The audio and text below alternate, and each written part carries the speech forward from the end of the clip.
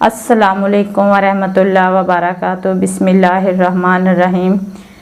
हम रोज़े रख रहे हैं, फजर छोड़ रहे हैं, ज़ोहर छोड़ रहे हैं, असर छोड़ रहे हैं, ईशा की तरावियाँ छोड़ रहे हैं, ईशा छोड़ रहे हैं।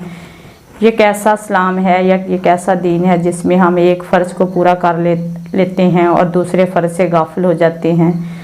अल्लाह ताला को हमारे भूखे प्यासे रहने से कोई गर्ज नहीं है। कुरान पाक में बार बार ये इस बात का ज़िक्र है, कई दफ़ा ये ज़िक्र आया है और बहुत दफ़ा आया है कि अल्लाह ताला को आपके भूखे प्यासे रहने से कोई गर्ज नहीं है।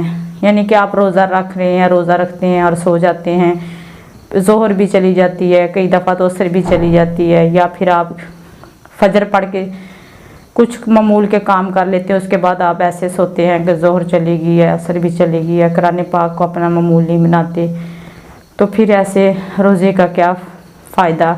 यानी कि जो फ़र्ज़ है रोज़ा और जो नमाज है वो फ़र्ज़ है, तो एक फ़र्ज़ आप पूरा करने लग गए हैं, दूसरे फ़र्ज़ से गाफिल हो रहे हैं, तो अल्लाह ताला को वाकई आपके भूखे प्यासे रहने से कोई गर्ज नहीं है। हाँ, आप नमाज़ पढ़ें, 5 वक्त की नमाज़ पढ़ें, कुरान पाक को तलावत जो है कुरान पाक की उसको अपना मामूल बनाएं, 2 टाइम रमज़ान मुबारक में पढ़ें।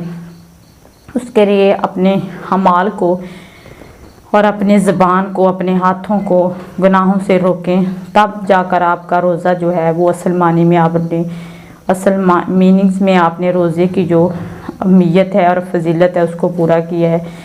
ये नहीं कि आप भूखे प्यासे रह रहे हैं, लोगों को शो करा रहे हैं कि मैं रोज़ा रख रहा हूँ। ऐसे रोज़े का आपको कोई फ़ायदा नहीं है बल्कि उल्टा नुकसान है। अल्लाह ताला हमें नेक अमाल करने की तौफीक